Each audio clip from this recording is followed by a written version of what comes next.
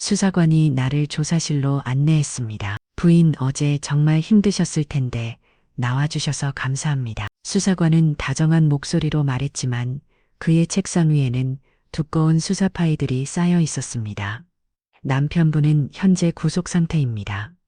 어젯밤 전망대에서 현행범으로 체포되어 바로 조사를 받았고요. 처음에는 부인하더니 증거들을 제시하자 결국 잡히겠습니다. 수사관이 파일을 넘기며 말했습니다. 이제 자세한 조서를 작성해야 합니다. 처음부터 차근차근 말씀해 주시면 됩니다.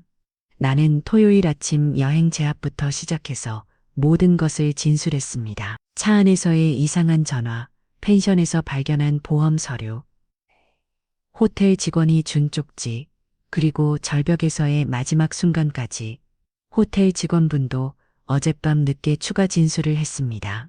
수사관이 다른 파일을 꺼냈습니다. 남편분이 일주일 전에 혼자 와서 한 질문들이 정말 충격적이었다고 하더군요. 그래서 쪽지를 준 거였고요. 그 직원은 남편의 질문이 너무 이상해서 상사에게도 보고했지만 당시에는 그냥 호기심으로 생각했다고 했습니다. 하지만 부부가 함께 온 걸 보고 직감적으로 위험을 느꼈다고 했습니다. 그분이 부인 목숨을 구한 거나 다름없습니다. 수사관이 말했습니다. 이제 남편분의 경제적 상황에 대해 알아본 결과를 말씀드리겠습니다. 파일이 또 한 장 넘어갔습니다.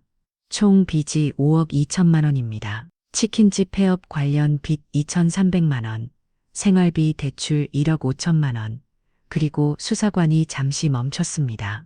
사채 2억 4천만 원입니다. 나는 숨이 막혔습니다. 사채가 그렇게나 많았다니. 사채업자들의 압박이 심했습니다. 이자만 원을 600만 원이었어요. 경비 월급 150만 원으로는 이자도 감당할 수 없는 상황이었죠. 그래서 보험금에 눈을 돌렸다는 것이었습니다. 보험 가입 내역도 확인했습니다. 수사관이 보험 서류들을 펼쳤습니다. 기존 3억 원 외에 지난 3개월 동안 5억 원을 추가 가입했습니다. 모두 상해 사망 특약이 포함된 것들이고요. 총 8억 원 남편이 절벽에서 말한 그 금액이었습니다. 문제는 이런 고액보험을 어떻게 가입할 수 있었느냐는 겁니다. 수사관이 설명하기를 남편이 경비 일을 시작하면서 수입이 있다고 허위 신고했고 기존 빚은 숨겼다고 했습니다. 보험사들도 대충 심사한 측면이 있다고 했습니다. 남편분이 자백한 내용도 들어보시겠어요? 나는 고개를 끄덕였습니다. 처음에는 가족을 위해서라고 했습니다. 빚을 갚고 부인에게 재산을 남겨주려고 했다고요. 하지만 수사관이 한숨을 쉬었습니다. 나중에는 솔직하게 털어놨습니다. 빚이 눈덩이처럼 불어나 감당이 안 됐어요. 하지 말아야 할 짓을 했다고. 그 말을 듣는 순간 나는 이상하게도 분노보다는 허탈함이 먼저 들었습니다. 재판은 언제쯤 시작될까요? 빠르면 2달 후입니다. 살인 미수죄로 기소될 예정이고 보험 사기 혐의도 추가될 겁니다. 수사관이 마지막 서리를 정리하며 말했습니다. 참고로 보험금은 당연히 안 나옵니다. 죽은 사람이 없으니까요. 조서 작성을 마치고 나오네. 오후 3시였습니다. 겨울 해가 벌써 기울어가고 있었습니다. 경찰서를 나와 곧바로 변호사 사무실로 향했습니다. 이혼 소송을 의뢰하기 위해서였습니다. 남편이 구속된 상황에서는 이혼 소송이 수월할 겁니다. 변호사가 설명했습니다. 재산 분할에 대해 물어보니 빚 때문에 나눌 재산도 별로 없다고 답했습니다. 하지만 변호사는 집이 있지 않는다고 했습니다. 그 집도 팔아서 빚 갚는 데에 보태겠다고 하자 변호사가 놀란 표정을 지었습니다. 꼭 그렇게 할 필요는 없다고 했지만 나는 깨끗하게 정리하고 싶다고 했습니다. 아무것도 남기지 않고 그날 오후 집으로 돌아와 집을 정리하기 시작했습니다. 23년의 흔적들을 하나씩 상자에 담으면서 이상하게 마음이 가벼워졌습니다. 결혼 사진을 마주했을 때도 눈물이 나지 않았습니다. 그저 참 잘 먹구나 하는 생각만 들었습니다. 남편이 즐겨 입던 셔츠를 정리하면서 생각했습니다. 그 사람도 처음부터 나쁜 사람은 아니었을 겁니다. 돈 때문에 절망 때문에 변한 거겠죠. 하지만 그것이 나를 죽이려 한 이유가 될 수는 없습니다. 한 달 후 이력서를 여기저기 넣으며 취업 준비를 하고 있을 때 핸드폰이 울렸습니다. 여보세요. 혹시 김정순 씨 되시나요? 저는 식품회사 인사팀입니다. 며칠 전에 넣어둔 이력서에 연락이 온 것이었습니다. 면접을 보러 올 수 있는 야구하니 언제든지 가겠다고 답했습니다. 전화를 끊고 창밖을 바라봤습니다. 겨울이 끝나가고 있었습니다. 아직은 춥지만 어딘가에서 봄이 시작되고 있는 것 같았습니다. 23년의 아내 김정순은 여기서 끝납니다. 이제부터는 그냥 김정순으로 살아가겠습니다. 2달 후 재판이 시작되었습니다. 남편은 살인미수와 보험 사기로 징역 7년을 선고받았습니다. 나는 재판정에서 그를 마지막으로 봤습니다. 그는 나를 보며 입모양으로 미안하다고 말했습니다. 하지만 나는 아무 대답도 하지 않았습니다. 6개월 후 나는 새로운 회사에서 일하고 있었습니다. 작은 사무실이었지만 동료들이 따뜻했습니다. 월급은 많지 않았지만 내 힘으로 버는 돈이라 소중했습니다. 원룸으로 이상한 집은 좁았지만 깨끗했습니다. 아침에 일어나 커피를 끓이며 창밖을 보는 시간이 행복했습니다. 어떤 날은 여전히 무서운 꿈을 꾸기도 했습니다. 절벽에서 떨어지는 꿈, 남편이 쫓아오는 꿈. 하지만 깨어나면 내가 안전한 곳에 있다는 걸 확인할 수 있었습니다. 1년이 지나자 그 모든 일이 마치 다른 사람의 이야기처럼 느껴졌습니다. 물론 완전히 잊을 수는 없었지만 그것이 내 인생의 전부는 아니었습니다. 어느 토요일 오후 나는 혼자 바닷가에 갔습니다. 강릉이 아닌 다른 곳의 바다였습니다. 따뜻한 봄바람이 불고 있었습니다. 파도 소리를 들으며 생각했습니다. 나는 살아있다. 내가 원하는 대로 살 수 있다. 이제부터는 나를 위한 시간이다. 그때 휴대폰에서 문자가 왔습니다. 정순 씨 다음 주 회식 참석하시죠? 나는 웃으며 답장을 보냈습니다. 네, 꼭 참석할게요. 바다를 바라보며 깊게 숨을 쉬었습니다. 차가운 바닷바람이 아니라 따뜻한 봄바람이었습니다. 나는 이제 나로 살겠습니다.